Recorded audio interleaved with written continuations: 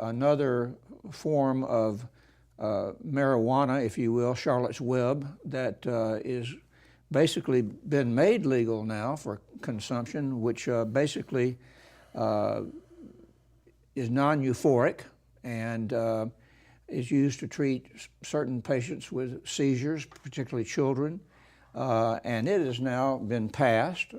People who are probably opposing Amendment 2 have signed off on this. So is there basically any concern that you might have that there's confusion about the two forms of marijuana we're talking about here? I think there is some confusion, and shows like this will help inform and educate voters.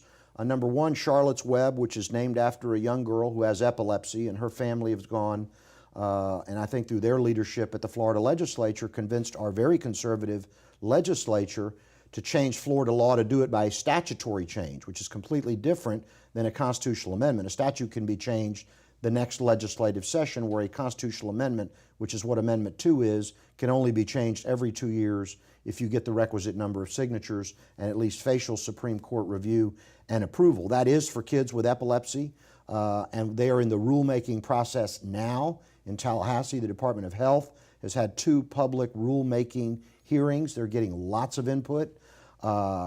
So it is much narrower and can only be done and administered by oil extract, where this will be a constitutional amendment, much broader, 9 diseases.